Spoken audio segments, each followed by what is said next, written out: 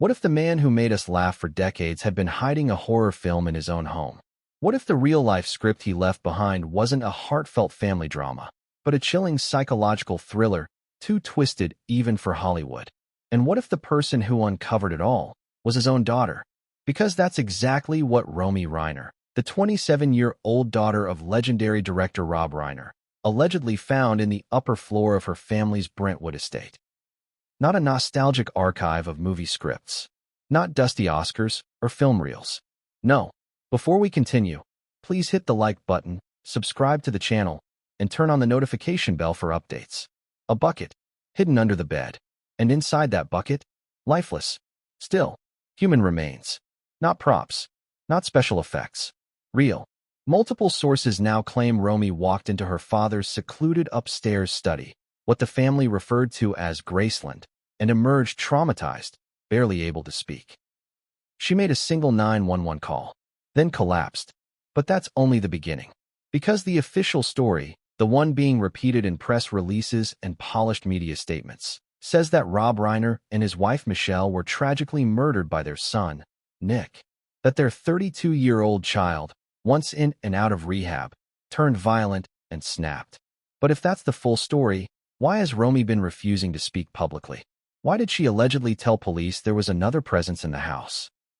Why did she say the words, "He's still upstairs," even after her brother had been arrested? And most damning of all, what else did she find under that bed? You think you know the Reiner family. You've seen Rob behind the camera. You've watched his iconic films, The Princess Bride, When Harry Met Sally, Stand By Me. But none of that prepares you for what you're about to hear. Because this isn't a movie. There's no happy ending. And there might not even be a villain. Only secrets. Covered up. Layer by layer. And the most terrifying secret? It didn't begin on the night of the murders. It began upstairs. Years ago. In Graceland. Let's rewind. It was a crisp Sunday evening in Brentwood, the kind of night when the stars come out early and the city of Los Angeles slows into a quiet hum. The Reiner's mansion, tucked behind hedges and surrounded by tall wrought iron gates, sat still under the orange glow of the setting sun. Inside, there was no music playing, no conversation. Just silence. At 8:37 p.m., a frantic call was made to 911. The caller's voice was barely audible. "This is Romy Reiner. I think my parents are dead." She gave the address, then paused. Seconds passed. Then came the whisper. "There's something else. Upstairs. Under his bed." That part never made the news. Not at first. But police logs show it was said. It was recorded. And it was ignored. Until crime scene investigators walked into that room and saw it for themselves. Graceland. Rob's private sanctuary. Most fathers have a den. Rob had a kingdom. His daughter used to joke that if the Oscars were his throne, Graceland was his temple. Wall-to-wall memorabilia. Elvis Presley photographs. First edition screenplays. A pair of golden scissors signed by Billy Crystal. And beneath it all, a floorboard that didn't quite sit right. A single bed, too modest for a mansion, but exactly where he liked to nap, Romy once said. Under that bed, in the dusty shadows, was a pale green bucket. Metal. Unmarked. Its lid was sealed tight with industrial tape. It took 2 officers to crack it open. What they found inside made both men leave the room immediately. What came next was chaos. And contradiction. Because just minutes later, when officers tried to ask Romy about the bucket, she denied seeing it. Denied mentioning it. Said she only saw her mother's body. But the 911 audio says otherwise. Why lie? That's where things start to unravel. The Reiner family had always been Hollywood royalty. Rob was the son of Carl Reiner, comedy genius of The Dick Van Dyke Show. He grew up in the spotlight. Directed generation-defining films. Married Michelle Singer in the late 80s, raised a family, and lived the dream. But beneath the surface, there were rumors. About Nick. Nick Reiner had struggled publicly with addiction. Rehabs. Arrests. He co-wrote a movie loosely based on his recovery. But those close to the family say his demons went deeper. That he heard voices. That he believed something, or someone, was watching him from the walls. Delusions? Maybe. But when police found Rob and Michelle's bodies, they weren't just in the same room. They had both been stabbed repeatedly, with what the coroner would later describe as multiple sharp force injuries. Their deaths were not quick, nor clean. There was no sign of forced entry. The only people confirmed to be on the property that day, Romy, Nick, and possibly someone else. You see, Nick wasn't found near the crime scene. He was arrested in the guest house, detached from the main home. Covered in blood, yes, but with injuries that didn't match a struggle. And he said something chilling as they cuffed him. Don't go upstairs. Don't wake him up. Who was he talking about? Theories spiraled. Mental illness. A psychotic break. Guilt. But one officer, who remained anonymous, told local press. We searched the entire upstairs. But there was one spot we didn't open right away. The floor beneath the bed. We didn't think. Well, we didn't know anyone could even fit there. But they could, and perhaps someone did. Days later, Romy Reiner was admitted to a private psychiatric facility. Exhaustion, trauma, emotional shock. But before she was placed under care, she said something strange to one of the nurses. Tell them to check the footage. He's been there the whole time. The nurse, confused, asked who she meant. Romy just stared out the window and said, Graceland isn't empty. Let's pause right there. Because that's when this story stops being a simple murder case and becomes something else entirely. The media wanted an easy answer. Troubled son, famous parents, tragic ending. But nothing about what Romy found upstairs makes sense. The bucket, the whisper, the shadow in the corner. And that's why you're here. That's why we're telling this story. Not because it's scandalous, not because it's viral, but because someone is still lying. Someone doesn't want us to see the full picture. And that person may not be Nick. It might not even be Romy. It might be the one person who hasn't spoken yet. The one who built Graceland. The one who kept it locked. The one who died with the key under his bed. Rob Reiner. But what came next would change everything, and no one saw it coming. Because after that night, after the blood, the bucket, and the broken family, Romy didn't go silent. She went digging. And what she found over the next 48 hours blew a hole straight through the official story. Let's walk through it.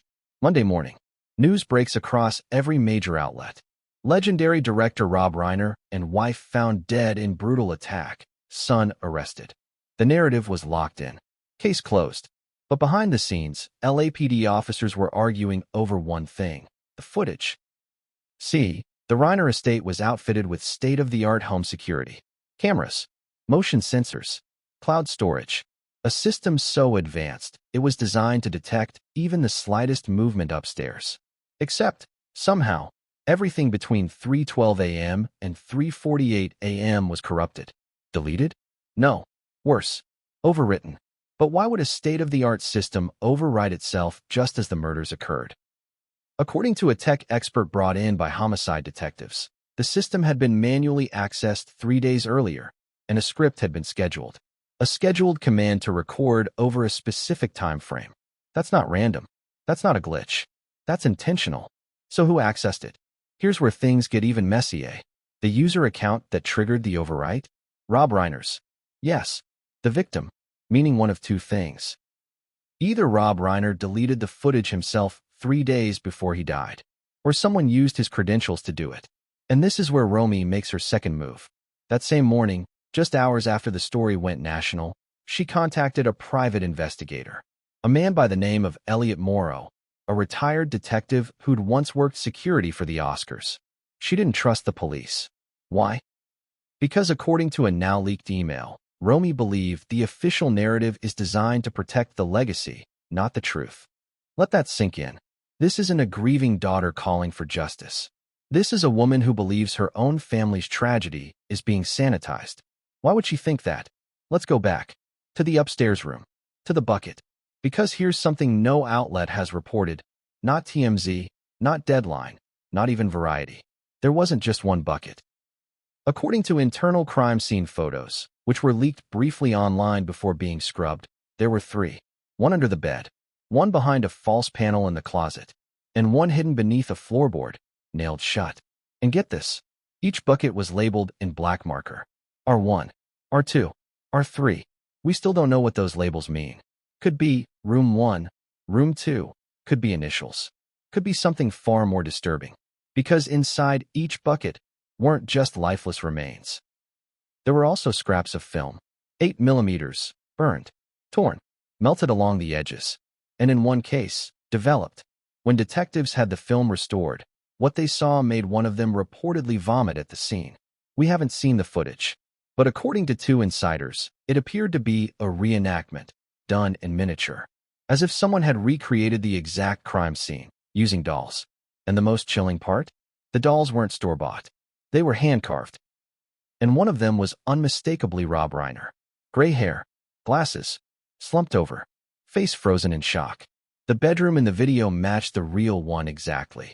Who made that footage? Who filmed it? And, most disturbing of all, when was it made? You're probably wondering by now, why didn't we hear about any of this? Why would LAPD or the DA's office withhold something so massive? Because what we're dealing with isn't just a family tragedy anymore. It's a cover-up. There's no other word for it. Someone with access to the Reiner estate had enough time, precision, and confidence to bypass Rob Reiner's password-protected surveillance system, plant, or preserve 3 buckets containing something, create a miniature version of the crime before it happened, and somehow either manipulate Nick Reiner into taking the fall or orchestrate something even darker. But maybe the most haunting clue was one only Romy seemed to recognize. According to leaked statements, she told the private investigator, "That bucket under Dad's bed? I saw it before. When I was 12. Let's pause on that. 12 years old.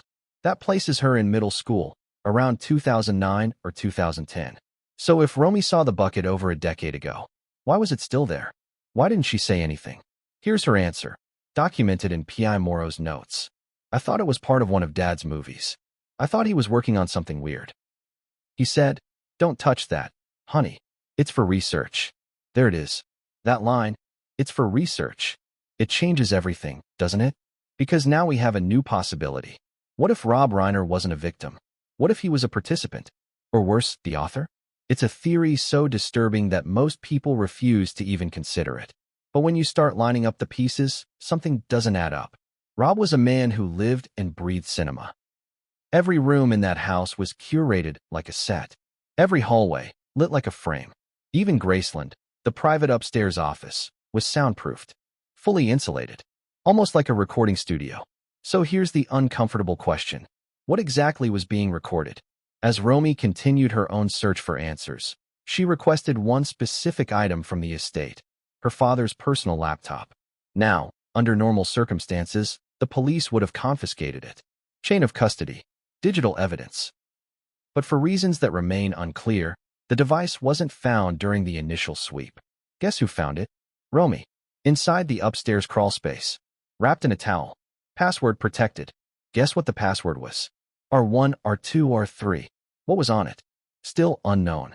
The LAPD has since secured the laptop and placed it under sealed investigation. But according to P.I. Morrow, Romy saw something in the file names before it was taken. One folder labeled Mother, another Chapel, and the last one Rehearsals. What was being rehearsed? We don't know yet. But one thing's clear. This wasn't just a random act of violence. This was planned, maybe filmed, maybe replayed, and possibly even directed. By who? That's what we'll begin to uncover. Because as police start re-examining their timeline, and as Romy inches closer to the truth, a horrifying new detail has come to light. Nick Reiner wasn't the only one who had access to the guest house. There was another key. Another person who had once lived there. A person whose name hasn't appeared in a single police report yet, but whose signature appears on a delivery slip dated 2 days before the murders. And when we tell you who it was, you'll realize this wasn't just a family secret. It was a production, and the audience was never supposed to see it. What if the most important clue in this entire case wasn't the blood, or the weapon, or even the bucket? What if it was the silence between words on a phone call almost nobody listened to all the way through? Because when Romy Reiner dialed 911 that night, she didn't just report a crime. She hesitated. She corrected herself. She said things out of order. And in that chaos, those pauses, those half-finished sentences, was a truth that would later be buried under headlines, assumptions, and a rush to judgment. Let's go back to the call itself. Not the edited version that leaked to the press. The full one. The uncut audio. It begins with breathing. Fast. Shallow. Almost like she's been running. Then a voice. "My name is Romy Reiner. I need help. My parents are, I think they're dead." Notice the phrasing. Not "they're dead." I think they're dead. Why the uncertainty? You'd expect panic, screaming, tears. Instead, there's confusion. The dispatcher asks her to confirm the address. Romy gives it, then goes quiet. 5 seconds pass. 10. The dispatcher prompts her again. That's when Romy says something that never made it into the media transcripts. There's blood. A lot of it. But that's not why I called. Let that sit for a second. If blood and 2 bodies weren't the reason for the call, then what was? The dispatcher asks her to clarify. Romy lowers her voice. I went upstairs first. Upstairs. Graceland. Why would she go upstairs first? According to the official timeline, Romy entered the house, discovered her parents in the main bedroom, panicked, and called for help. But her own words contradict that. She didn't say, I found them. She said, I went upstairs first. Why would anyone do that? Unless she was looking for something. Or someone. The dispatcher asks her what's upstairs. Romy pauses again. You can hear someone moving in the background. Footsteps? Or maybe just her shifting her weight. Then she says it. There's something under my dad's bed. I think it's important. Important. Not dangerous. Not horrifying. Important. That word choice matters. It suggests familiarity. Prior knowledge. As if she knew, on some level, what she might find. The dispatcher, clearly overwhelmed now, asks her to leave the house immediately. Romy doesn't respond right away. Instead, she asks a question of her own. Did you send someone already? The dispatcher says help is on the way. Romy exhales. Long. Shaky. Then she says one final line before the sirens can be heard faintly in the distance. Please tell them not to go upstairs alone. Not be careful. Not there's a mess. Not it's dangerous. Just don't go upstairs alone. Why? What did Romy believe was waiting up there? And why did she feel the need to warn trained officers? This is where the contradictions begin stacking up. Because when police arrived, Romy was found downstairs, sitting, still, her clothes stained with blood. But not in a pattern consistent with discovering a body. No fingerprints on the weapon. No visible defensive wounds. And according to one officer's notes, she kept looking toward the staircase, as if she was listening. Now, here's the part that changes everything. When detectives replayed the 911 call during their initial briefing, one junior officer noticed something strange. There was a sound at exactly 1 minute and 42 seconds into the call. A faint thump. Not a door. Not footsteps. Something heavier. When the audio was enhanced later, it sounded like furniture being moved. Upstairs. During the call. Meaning someone, or something, may have been moving around in Graceland while Romy was still on the line. If that's true, then Romy wasn't just calling for help. She was buying time. And that raises a terrifying question. Who was she protecting? Let's talk about what Romy said later that night. After being escorted out of the house, wrapped in a blanket, she was briefly questioned by detectives in the back of a patrol car. This conversation never made it into the official report, but it was referenced, briefly, in a supplemental note that has since been sealed. In that note, an officer wrote, "Witness stated she didn't expect it to happen like this and asked whether he was still inside. Who is he? Not Nick. Nick was already accounted for in the guest house. So who else could Romy be referring to?" When asked to clarify, Romy allegedly shook her head and said, "I shouldn't have come back. Dad said not to." Again, listen to the language. Not Dad told me not to worry. Not Dad didn't want me involved. But Dad said not to. As if returning to the house was forbidden. As if she'd broken a rule. Now ask yourself this. What kind of family rule would still matter after your parents had just been murdered? Unless the rule existed for a reason far bigger than the moment. The media wasted no time filling in the blanks. Within hours, Nick Reiner's name was everywhere. Troubled son. History of substance abuse. Violent outburst. It fit the narrative perfectly. Too perfectly. But when detectives finally questioned Nick, his story didn't line up either. He didn't deny being there. He didn't deny arguing with his parents. But when asked about the upstairs room, Graceland, he went silent. Then he asked a question of his own. Did she find it? The detectives assumed he meant the bodies. Nick shook his head. No. Under the bed. Same phrasing. Under the bed. How did Nick know about the bucket? Because remember, according to the family, Graceland was Rob's private space. Nick wasn't allowed up there. At least, that's what they said. So how did both siblings know exactly where to look? And why did both of them reference the same object, without being prompted? Coincidence? Or conditioning?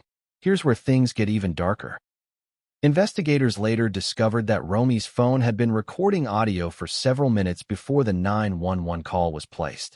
Not video, audio, accidentally triggered, or intentionally left on. The file captured muffled sounds, breathing, a whisper, and one clear sentence. "I told you not to touch it." The voice was male, older, not Nick. The file was time-stamped 12 minutes before the emergency call. Who was Romy talking to? And where? Because at that time, she was already inside the house. Inside a house where, according to the official story, only 2 people were alive. Unless that story isn't true. Let's slow this down. Because this is the moment where everything starts to blur. Romy didn't call the police immediately. She entered the house. She went upstairs. She checked under the bed. She recorded audio. Then, and only then, did she call 911. That order matters. It suggests intent. Not panic. Not randomness. Intent. Which brings us to the most unsettling detail of all. During her second interview, conducted at the hospital, Romy was asked a simple question. Why did you go upstairs first? Her answer? Because that's where it always starts. Always. Starts. What does that mean? How many times had something started upstairs? And why did Romy seem resigned to the idea that whatever happened that night was inevitable? The investigators didn't push her further. They chalked it up to trauma. But trauma doesn't explain preparation, and it doesn't explain familiarity, and it definitely doesn't explain why Romy later told a nurse. He was supposed to be gone by now. Gone. Not arrested. Not dead. Gone. So where was he supposed to go? And who made that plan? Because as we're about to see, Romy's 911 call wasn't a cry for help. It was the final act in a sequence that had been unfolding for years. And the next chapter begins with a name. A name Romy whispered to detectives. A name that doesn't appear in any family tree. A name that, once spoken, made one officer leave the room and refuse to come back. But what came next would change everything, and no one saw it coming. What if the person Romy named didn't exist on paper? No social security number, no driver's license, no credit history, nothing in public databases, nothing in family records, no digital trace. Yet Romy was certain he lived there, upstairs, hidden in the walls. She said his name like a prayer. Or a curse. And when she whispered it, something in the room changed. According to Detective Alvarez, who was present for that interview, everyone in the room went still. The air felt heavier, like something had shifted. Her exact words? "You should be looking for Elijah. Not Nick. Not an intruder. Elijah." The detective asked, "Elijah who?" Romy shook her head. "No last name. Just Elijah. That's all he ever told me." That's when they realized they were no longer dealing with a simple double homicide. They were chasing a ghost. Let's rewind. Romy was being interviewed in a private room at the UCLA Medical Center. She hadn't slept in over 24 hours. Doctors had given her a mild sedative. She was alert, but not emotional. And what she said next made the officer stop taking notes. "I used to leave him food." "What do you mean?" "Behind the bookshelf. Dad told me not to talk to him, but I used to leave snacks. Apple slices, granola bars." The detective stared at her. "Who are you talking about?" She smiled sadly. "Elijah." At first, they thought it was childhood make-believe, an imaginary friend, a coping mechanism. But Romy's tone wasn't playful. It wasn't confused. It was haunted. She wasn't describing someone she invented. She was describing someone she feared. "I heard him at night, walking around, sometimes singing. Dad would say, 'Ignore it, sweetheart. He's just watching over us.'" The officers exchanged glances. Why would Rob Reiner, a rational, successful filmmaker, tell his daughter to ignore someone living inside their home? And if this Elijah wasn't real, why did she say he had rules? He said we couldn't look at him during the day, only at night, and only through the mirror.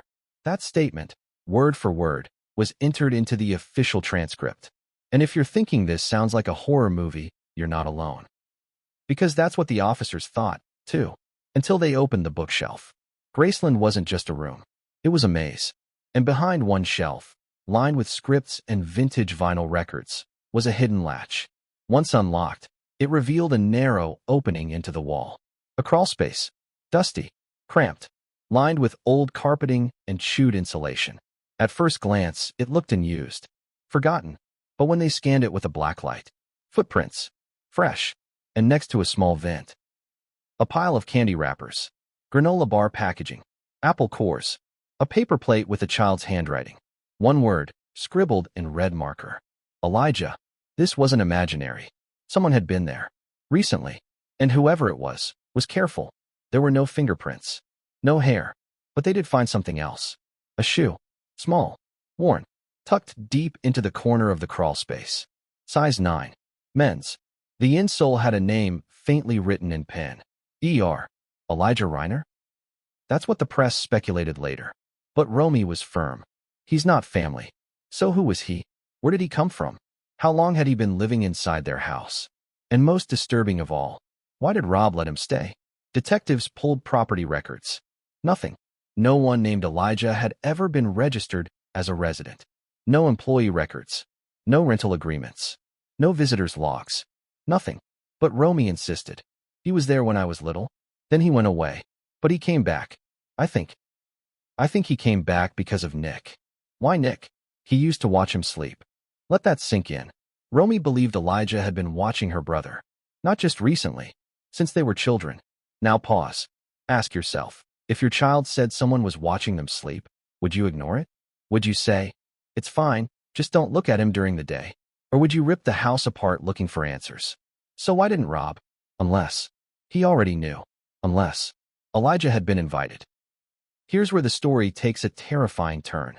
The detectives, now working on the theory that someone had been squatting inside the home, brought in heat sensors to scan the crawl space and surrounding walls.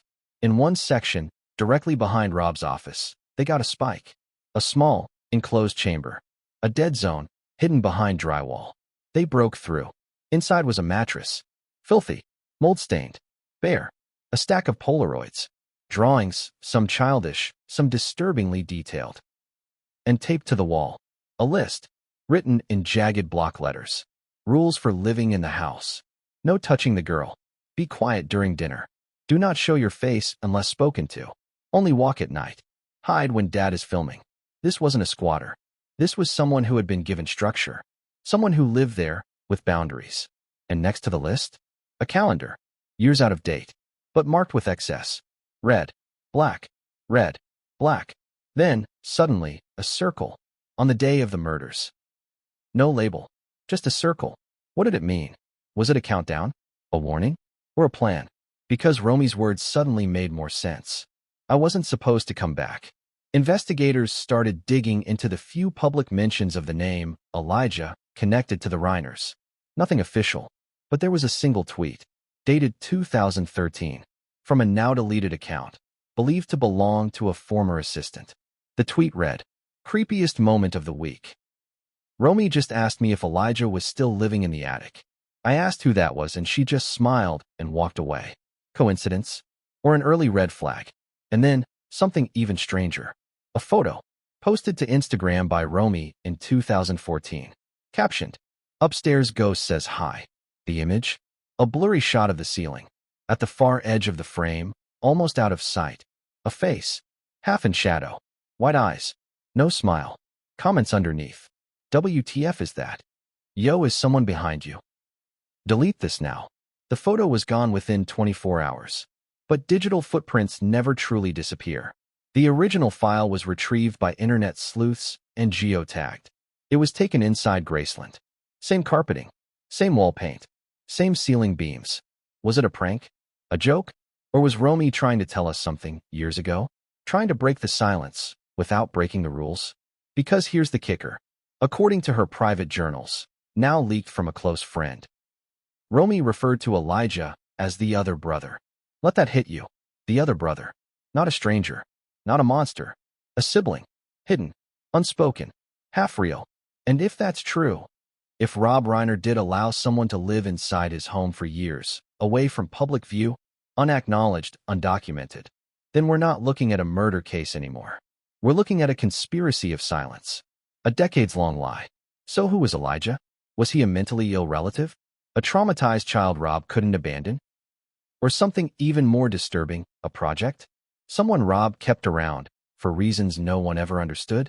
And if Elijah is real, if he isn't just a delusion, Then there's one final, horrible question we must ask.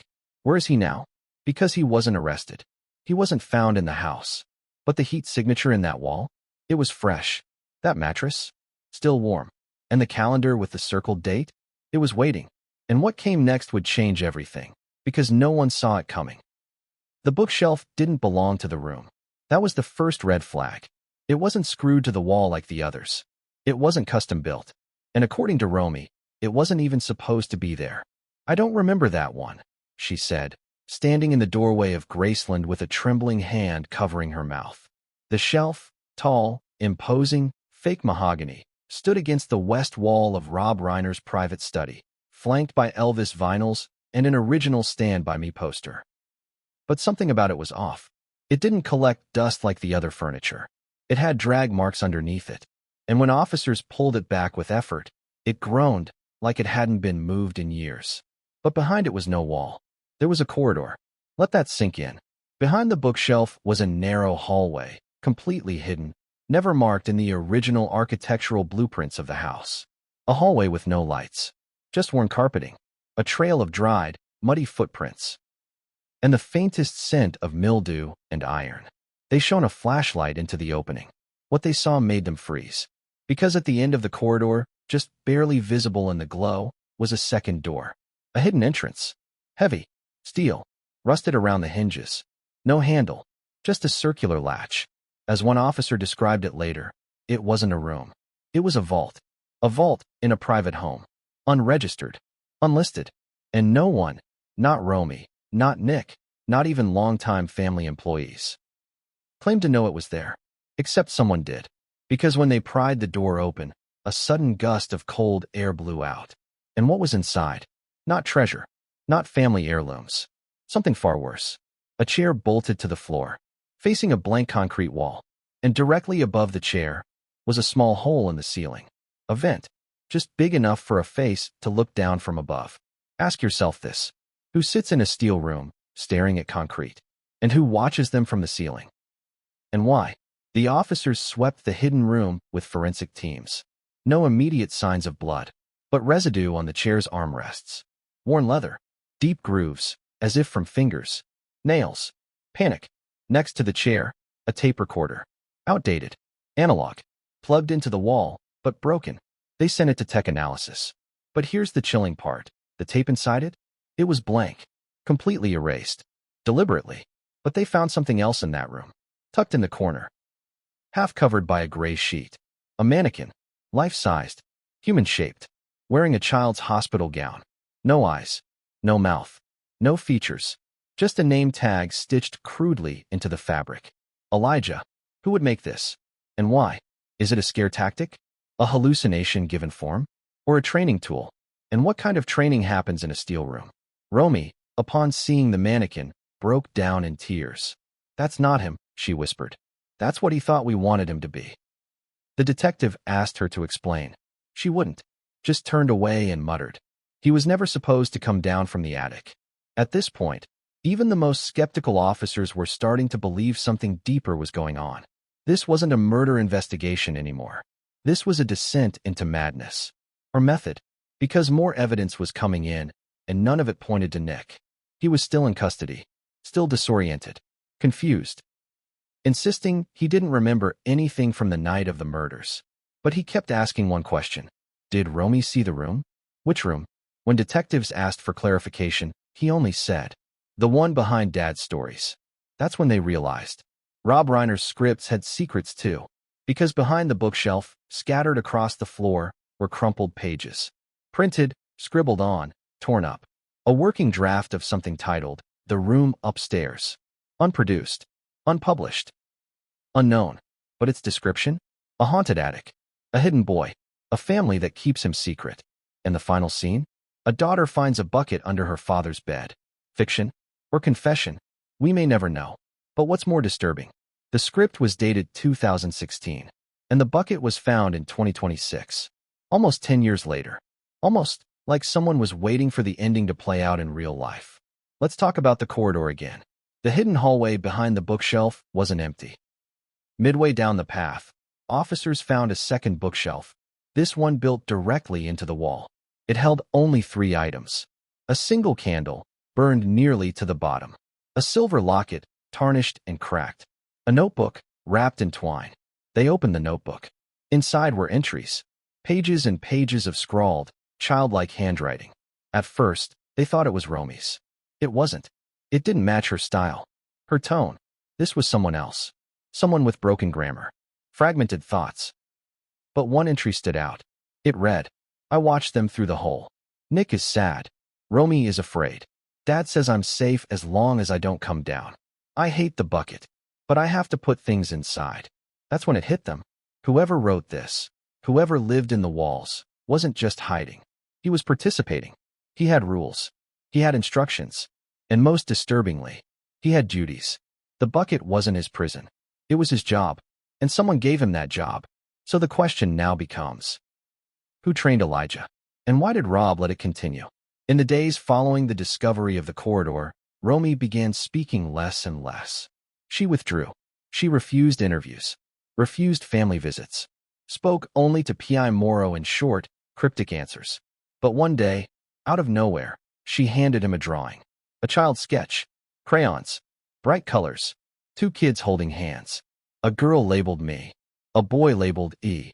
Above them, a man with a beard, Dad. And above him, a house. With the attic circled in red. And next to it, in shaky block letters, I don't want to be a movie. Think about that. I don't want to be a movie. Not, I don't want to be seen. Not, I don't want to be found. I don't want to be a movie. Was Elijah real? Was he a boy turned into a story? Or a story turned into a boy? Because as twisted as that sounds, maybe Rob Reiner, the director, was trying to rewrite something that had already happened. And maybe he failed. One last thing. As the forensics team was leaving Graceland, they did a final thermal scan of the attic space above the corridor. It showed no heat signatures, no signs of life. But wedged in the far corner, stuck between insulation and drywall, was a small mirror. Handheld. Old. Cracked. Covered in fingerprints. On the back, carved into the glass with something sharp. Only through the mirror. Romy's words echoed again. Only through the mirror. But who was looking? And what were they watching for? Because if Elijah's story ended there, we might sleep a little easier. But it didn't. Because the next day, officers found something under the floorboards. Another bucket. And what came next, no one saw coming. The first bucket was horrific. The second was unexplainable. The third? We'll get there. But for now, let's focus on the moment the second one came to light. You see, while investigators were still processing the hidden corridor behind the bookshelf, a contractor working with the forensics team noticed something strange about the floor in Rob Reiner's office. Specifically, about one of the vintage rugs that lay between the desk and the now exposed bookshelf. It didn't lie flat. More than that.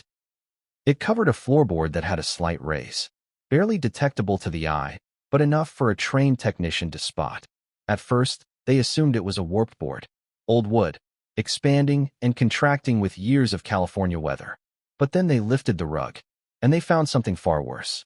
6 nails, rusted, driven in at haphazard angles, sealing the plank. When they pried the board loose, what they found underneath wasn't storage. It was a crawl space. More specifically, a square cavity, 4 feet deep. And in the center of it, sitting like it had been waiting, was another bucket.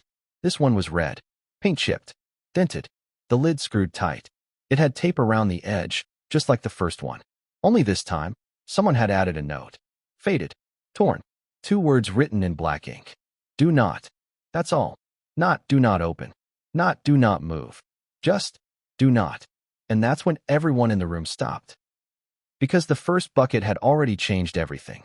Had already scarred seasoned homicide detectives. But this was deliberate. This was personal. This was a warning. So naturally, they opened it. At first, it didn't look like much. Ashes, charred debris, a melted cassette tape, curled and blackened, and bones, tiny ones. Now, if you're wondering, bones of what? You're not alone. That was the first question the forensic techs asked too. Because these weren't human bones. Not entirely. The initial assessment suggested animal remains. Cats, possibly birds. But the structure was strange. Not quite matching any single species. As if the bones had been broken, rearranged, or mixed. One skull, no bigger than a clenched fist, showed signs of deliberate filing, as if the teeth had been shaved flat. Who does that? Why? And more importantly, when? Because the ashes themselves were fresh. Lab testing would later show the remains had been burned within the past 90 days. That means someone had recently accessed the hidden floor cavity, which contradicts every timeline. Because according to the official record, only Rob had keys to Graceland, and he'd been dead for less than 24 hours. So either someone else had access to the study, someone had been living there the entire time, or, and this is the most chilling, someone had returned to the house after the murders, just to leave the bucket. Let's talk about the tape. That warped cassette pulled from the ash? It wasn't blank. Despite the damage, forensic audio teams managed to recover 11 seconds of sound. Just 11 seconds. But those 11 seconds would change the investigation forever. The audio begins with static, then a voice. Young, male, breathy, speaking slowly. The words are hard to hear at first, garbled, fragmented. But then, clear as day. I don't know what part I'm supposed to play. That's it. Just that. And then, silence. The rest is damaged beyond repair. But that single sentence tells a story. I don't know what part I'm supposed to play. It's not a confession. It's not a threat. It's a plea. It's the voice of someone who didn't understand the rules of the world he was born into or pulled into. It's a line from a child or a man treated like one. It's the moment you stop asking, who did this, and start asking, who wrote the script? Because remember, Rob Reiner wasn't just a filmmaker. He was a master of performance, of narrative, of making people believe. So what if, just what if, he raised someone the same way? Not as a son, not as a person, but as a character. One with stage directions, dialogue, entrances, exits. What if Elijah, if that was even his name, had been taught to live by scene structure? And when the plot stopped making sense, he snapped. Now here's where things get even more twisted. Along with the remains and the tape, investigators also found a small wooden box inside the bucket. It was scorched but intact. Inside it, teeth. 12 of them. Human. All adult molars. And according to dental records, none of them matched Rob, Michelle, Romy, or Nick. So whose were they? To this day, the answer remains unknown. The prints were destroyed. The DNA, too degraded for certainty. But one detail stood out. Each tooth had a tiny notch carved into it. Roman numerals. 1, 2, 3, up to 12. 12 teeth. Labeled. Numbered. Almost like trophies. But if that's true, then we're not dealing with a recluse. We're dealing with a ritual. And Romy may have known it. Because when they showed her the contents of the second bucket, she didn't scream. She didn't cry. She simply asked, "Did you find the music box too?" Everyone paused. What music box? She closed her eyes. It plays the same song. Over and over. But if you open it wrong, it screams. The officers stared at each other. Was this trauma speaking? Was this metaphor? Or was it literal? They searched. Under the desk. In the walls. Finally, beneath a panel in the floor near the second bucket, they found it. A child's music box. Broken. But when wound, it played a slow, warbling version of Hush, Little Baby. And when forced open, a shriek. Not mechanical. Not part of the device. But embedded. An old recording. Faint. Nearly inaudible. But undeniably human. A scream. Of pain. Or warning. They're still analyzing it today. Still trying to isolate the source. But one expert described it as not the kind of scream you hear in real life.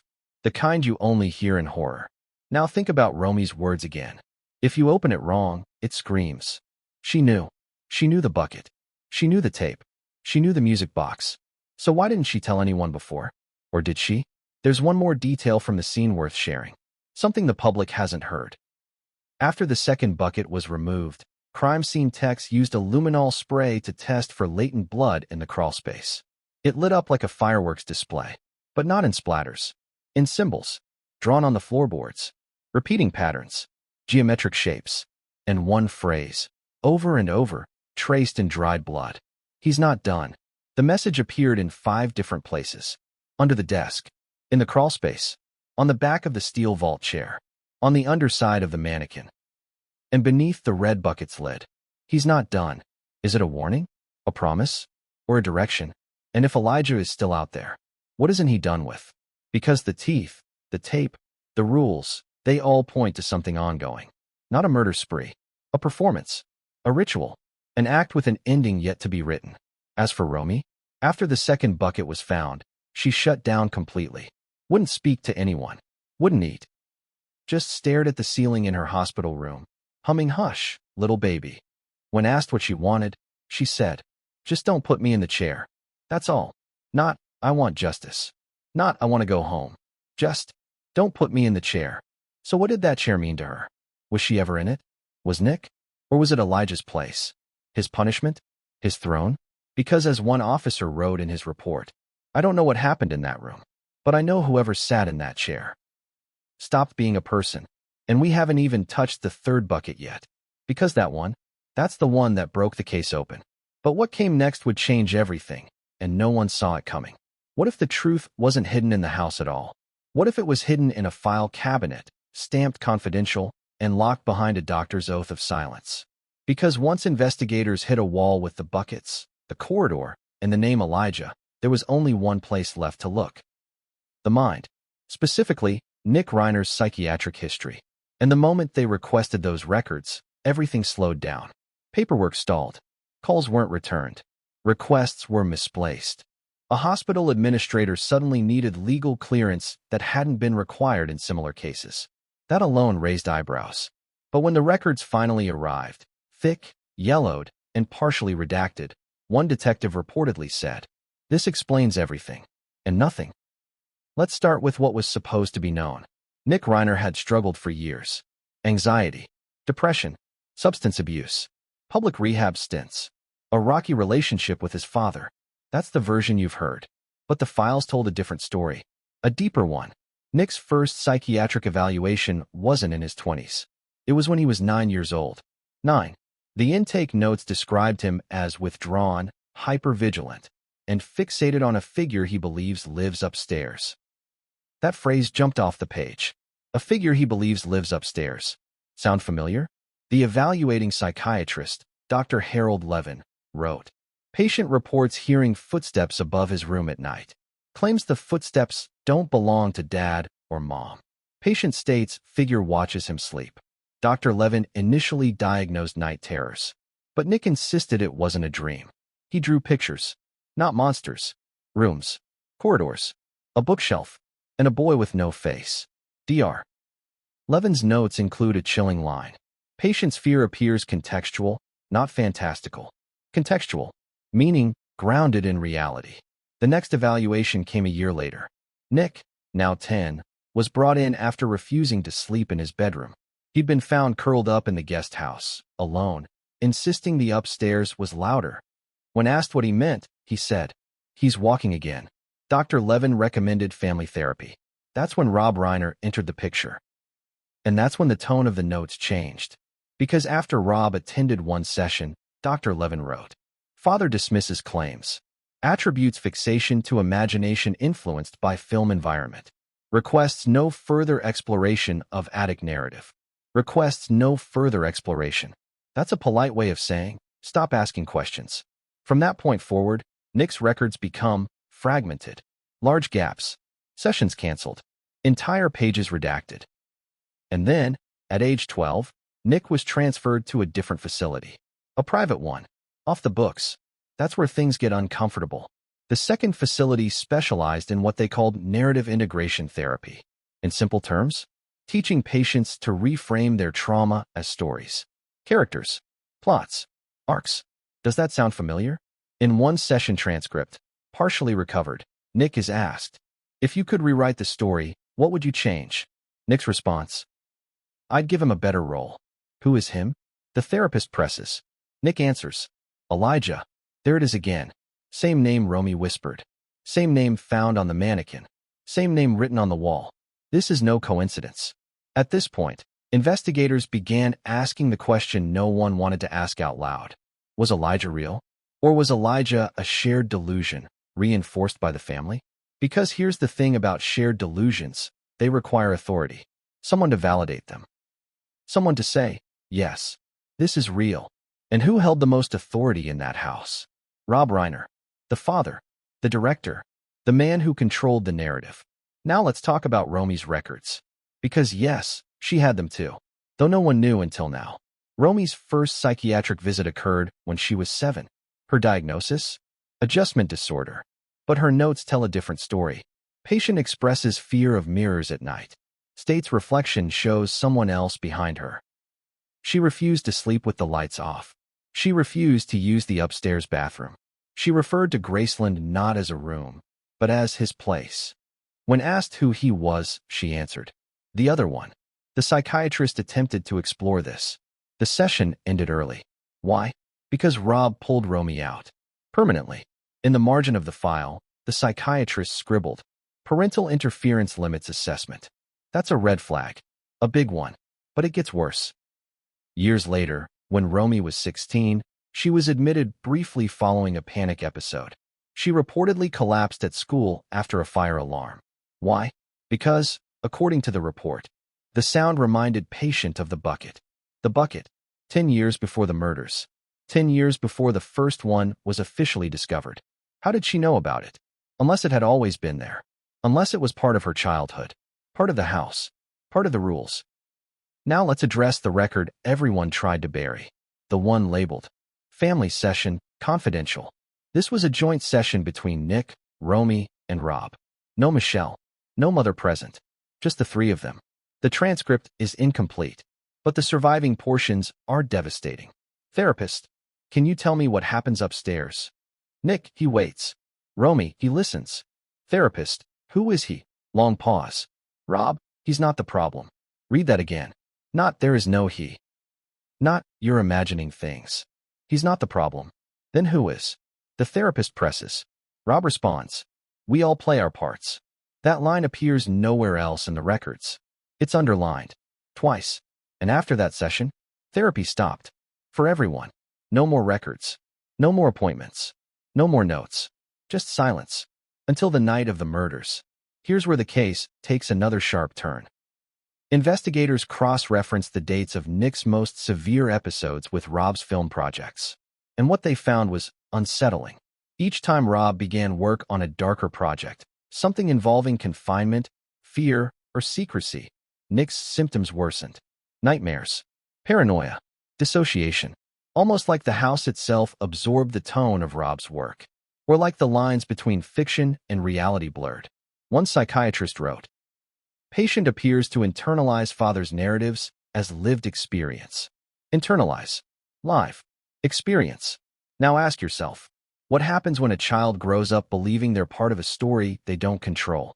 What happens when they're told the rules matter more than reality? That silence matters more than safety? That staying upstairs keeps the family together? Eventually, someone breaks. And when they do, the story demands an ending. When detectives attempted to subpoena Rob's own psychiatric records, they hit a brick wall. There were none. Not officially, but they did find something else. A prescription history. Sleep aids. Anxiety medication. Long-term. Prescribed under different doctors. Different clinics. Different names. One prescription, in particular, stood out. It was issued not to Rob. Not to Nick. Not to Romy. But to an unknown male, age listed as approximately 20. Address listed as the Reiner estate. No last name, just a first initial. E. Elijah. The prescription was for a sedative. Dosage, nightly. Duration, ongoing. The prescribing physician? Retired. Refused to comment. But the pharmacy records don't lie. Someone named Elijah was being medicated. Legally. Quietly. Inside that house. So now we're past delusion. Past imagination. Past coincidence. Someone existed. Someone was being treated. Someone was being hidden. And that someone was part of a system that eventually collapsed. When Romy was shown a portion of these records, she finally spoke. Just once. She looked at the pages. The redactions. The underlined lines. And she said, we tried to help him. Who is we? She continued. Dad said if we followed the rules, no one would get hurt. Then she closed the file. And refused to say another word. So now we're left with a haunting possibility. What if the buckets weren't trophies? What if they were containment? What if Elijah wasn't a monster, but a responsibility that spiraled out of control? And what if Nick, the son with the public breakdown, wasn't the villain, but the one who finally refused to keep playing his part? Because if that's true, then the murders weren't an act of rage. They were the moment the story broke. But we're not done. Because the psychiatric records weren't the only documents someone tried to keep buried. There were letters. Handwritten ones. Locked away. Never mailed. And one of them was addressed to Romy. Written in Rob's handwriting. Dated just weeks before his death. And what it said changes everything. But what came next would change everything, and no one saw it coming. The letter was found where no one would think to look. Not in a drawer. Not in a safe. Not in a desk. It was hidden inside the lining of a vintage camera bag Rob Reiner kept on the top shelf of Graceland's closet. The bag was old, cracked leather, the kind of thing a collector keeps for sentiment, not use. Inside it, behind a torn seam, folded into a neat square, was a single sheet of paper. Handwritten. Dated. Addressed to Romy. And never sent. The handwriting was unmistakable. Tight. Controlled. Almost architectural. The kind of writing you expect from someone who plans every shot, every beat, every moment. The letter didn't begin with "Dear Romy." It began with a warning. If you are reading this, something has gone wrong. That's the first line. No affection. No apology. Just acknowledgement. Something has gone wrong. As investigators read further, it became painfully clear that Rob believed, long before the murders, that whatever balance he had been maintaining inside that house was slipping. He wrote about containment. He wrote about roles. He wrote about keeping the story from bleeding into the world. Those exact words. Keeping the story from bleeding into the world. He never once used the word Elijah, but he didn't need to. He referred to him as the subject. Not the son. Not the boy. Not the man. The subject. He described the upstairs space as necessary, the rules as non-negotiable, and the silence as protective. Then came the line that made one detective push the letter away from the table and stand up. I made a mistake letting Nick believe he could leave the narrative. Leave the narrative. What does that even mean? In the margin, written later in darker ink, was a single sentence. Romy understands better. That's it. No explanation. No elaboration. Just that. And suddenly, Romy's behavior made a different kind of sense. The hesitation on the 911 call. The familiarity with the buckets.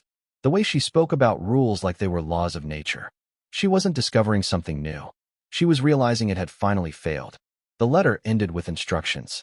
Not legal ones. Not emotional ones. Practical ones. If I'm gone, don't go upstairs alone. If the chair is empty, leave the house. If the subject is no longer compliant, do not intervene. Do not intervene. Those were the last words. Rob Reiner died believing intervention would make things worse. That stepping in would cause more damage than stepping away. And that belief may have cost him everything. When detectives confronted Nick with the existence of the letter, he didn't ask to read it. He laughed. Not hysterically. Not maniacally. Just tired. He finally admitted it, Nick said. Admitted what? That it wasn't just in my head. Nick then said something that shifted the investigation once again. He used to say I was the unstable one. That Elijah needed rules because of me. Because I scared him. Nick paused, then added quietly, but I was scared of what Dad was turning him into. That statement didn't make it into the official transcript, but it circulated internally. Because now, the question wasn't whether Elijah existed. The question was what he had been shaped into. And by whom? There's one more psychiatric note that deserves attention. It wasn't Nick's. It wasn't Romy's. It was Rob's. Or at least it appeared to be. A handwritten page, undated, found tucked into a medical textbook in Graceland. The handwriting matched Rob's. The language did too. But the tone? Unsettling. The subject mirrors what he is shown. Structure calms him. Chaos excites him. If the environment collapses, he will seek meaning in action. That reads less like a father's concern, and more like an experiment, as if Elijah wasn't being cared for, but studied. And if that's true, then the psychiatric records weren't just documentation. They were a trail. A paper fence built around something dangerous. Something Rob believed he could manage. Until he couldn't. The final blow came when investigators matched one detail from the psychiatric files to the crime scene. In Nick's earliest evaluation, he mentioned a phrase Elijah used when he was upset. He says it's time to change the ending. At the time, doctors thought it was symbolic. But scrawled in blood beneath the second bucket, investigators found a partial sentence. The ending. Just those two words. Same phrase. Same handwriting style as the messages in the crawl space. meaning Elijah hadn't just absorbed the language. He'd carried it forward, and possibly acted on it, which leads to the most terrifying realization of all. If Rob spent years teaching someone to understand the world through stories, if Nick tried to escape the narrative, and if Romy believed the rules were the only thing keeping everyone safe, then the murders weren't random. They were a rewrite, a final act. And the question no one is ready to answer yet is this: who decided it was time to change the ending? Because the psychiatric records don't tell us who pulled the trigger. They tell us who built the stage. And stages are meant to be used. But we're still missing something. A person can't disappear into a house for decades without leaving a trail.